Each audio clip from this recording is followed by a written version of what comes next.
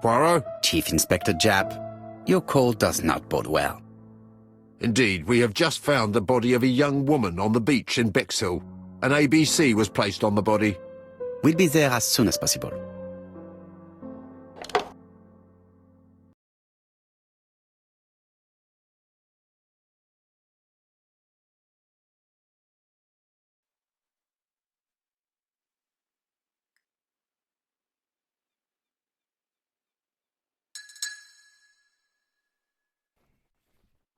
Bexhill is a delightful town.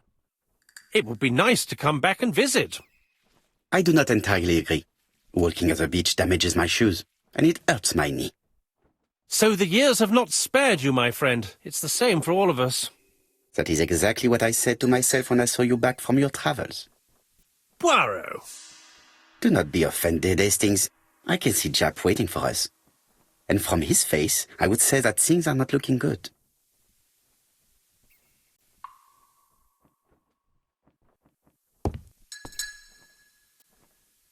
Bexhill seems to be a pleasant little town.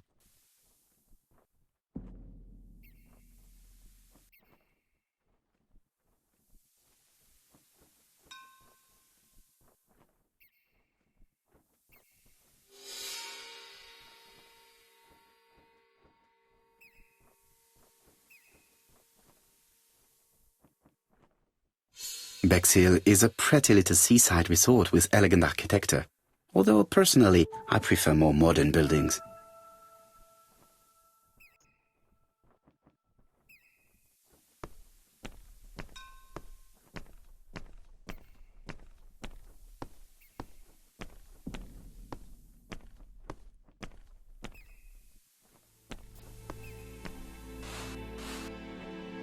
Hastings appears to be ill at ease.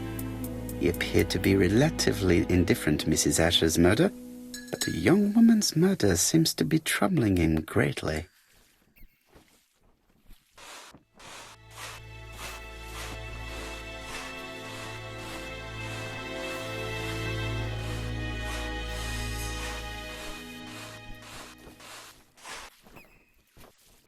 How do you do, gentlemen? Chief Inspector? I fear your admirer has struck again, Poirot. We haven't yet identified the victim, but it's a young woman, 20 to 25 years old. Death occurred last night between 11:30 and 1 o'clock, and we found an ABC guide on the body. Was she pretty? Come on, Poirot, that's rather out of place. It has no bearing on the murder. Are you certain? For women, it is often the most important thing. It often decides their destiny. The body hasn't been moved. You can see for yourself. Has the press been informed? Not yet, but I'm planning to. I haven't yet informed them about the presence of the ABC guide in Andover. Nobody has reported a young woman missing? Not for the moment. No witnesses, I imagine. Indeed. We've asked everybody who may have met a young woman fitting her description last night to come and see us, but I have little hope of gaining anything from it. It's early days, Chief Inspector, and the news may not have spread around the town yet. I hope you're right, Hastings.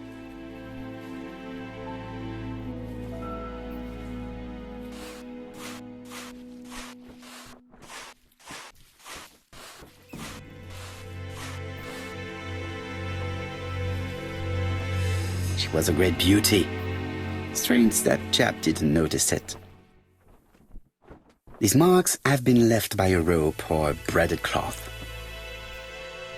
A braided silk belt. It may have belonged to the victim. Apart from the marks on her neck, there are no signs of the struggle. She didn't manage to hit her assailant.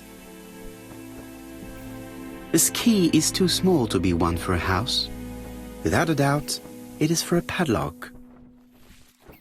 The young woman wasn't wearing shoes or a coat, and was not carrying a bag. That's strange.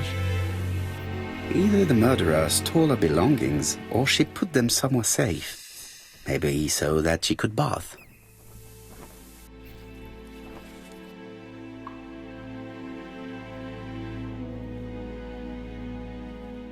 The guide is open at the page for the Bexhill train times. Let us now try and get our brain cells to work.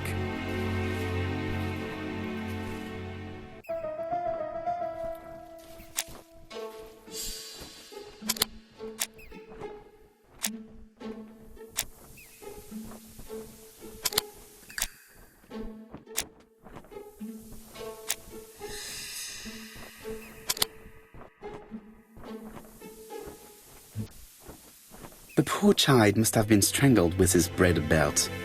Unfortunately, in view of the fabric, it is unlikely that we will find any prints. Let us now try and get our brain cells to work.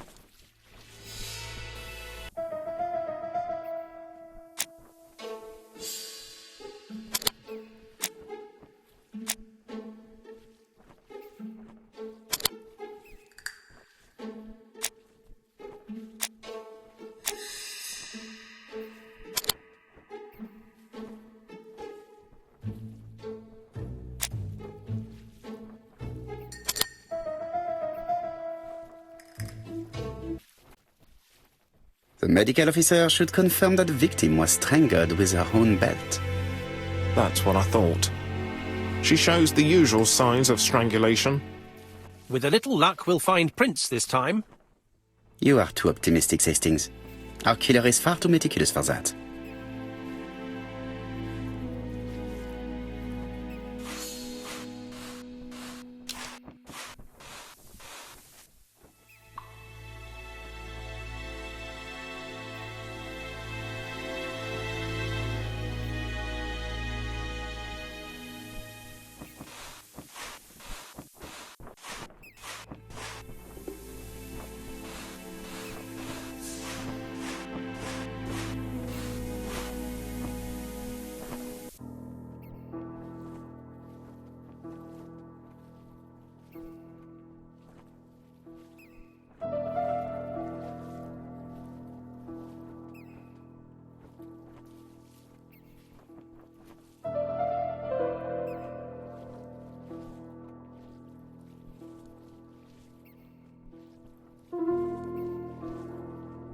A dual locking padlock.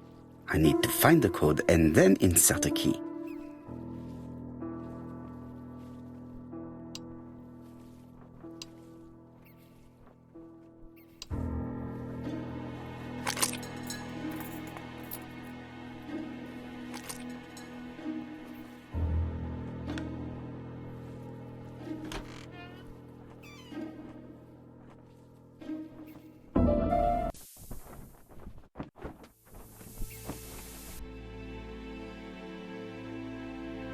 Betty's first day at work.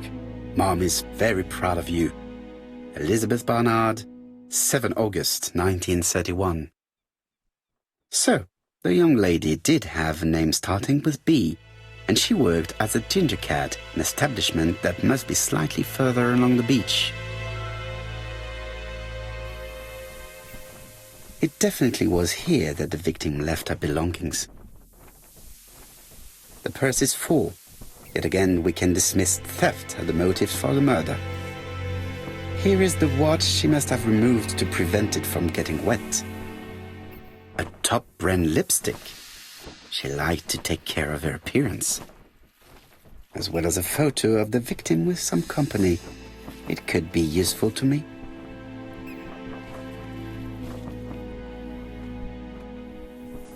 Jap has gone to the police.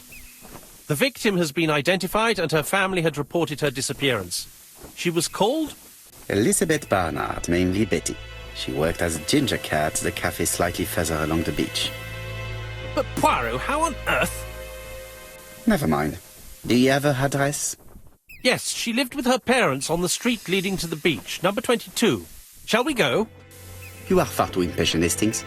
Let the poor people take in the news first. Let us go and visit the cafe where Betty worked.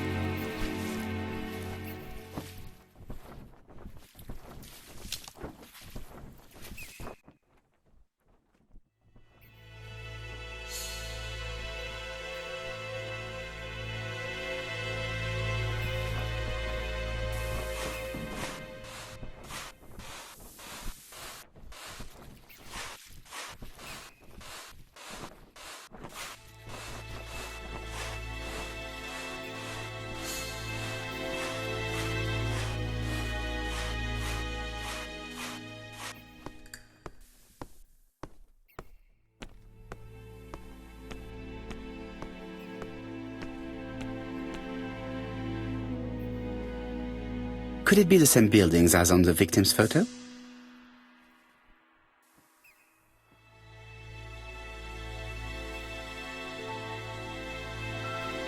This is definitely where the photo I found in the hut was taken.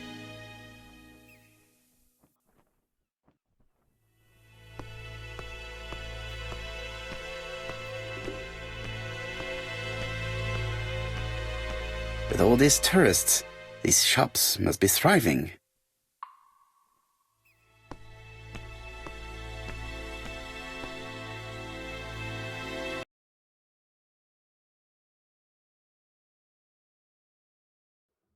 I'll be with you in a minute, gentlemen.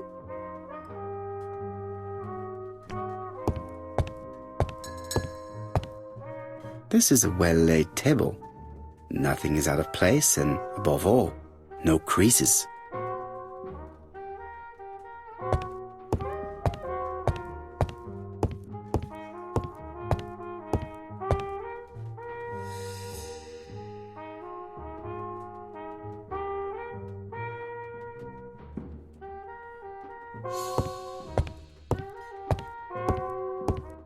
What a pity. I don't have any change to make it work.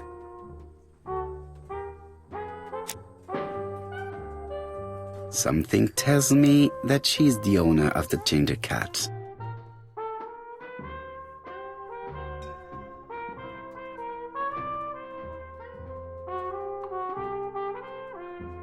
This woman must be the owner of the ginger cat. It looks like something is bothering her. How can I help you? A hot chocolate and a tea for my friend, please. I'll bring it straight away.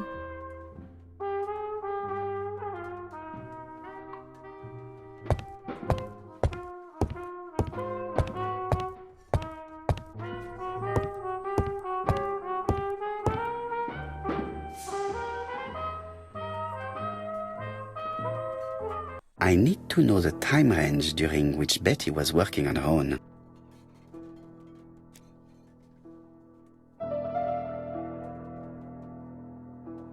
Where is Betty? Betty worked from 11 a.m. to 7:30 p.m. Would she have been alone at any time during her service?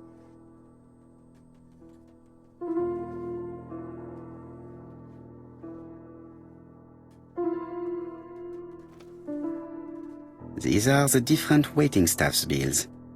Which ones were written by Betty?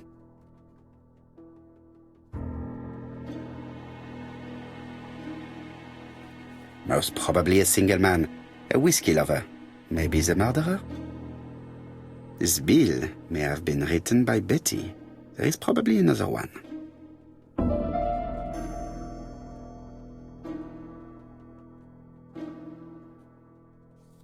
Most probably a family. Betty served a family and a man on his own, a whiskey drinker, maybe the murderer. This information will help me to progress. But, gentlemen, what are you doing? We are searching for clues, mademoiselle.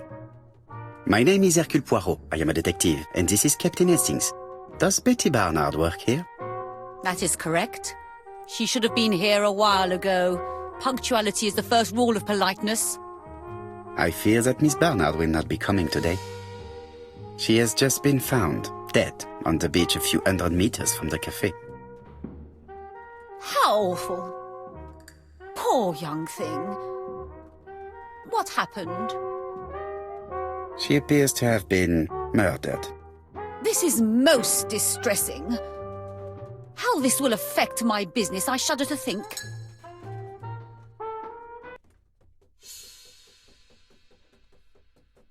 What can you tell us about Miss Barnard? Nothing, absolutely nothing.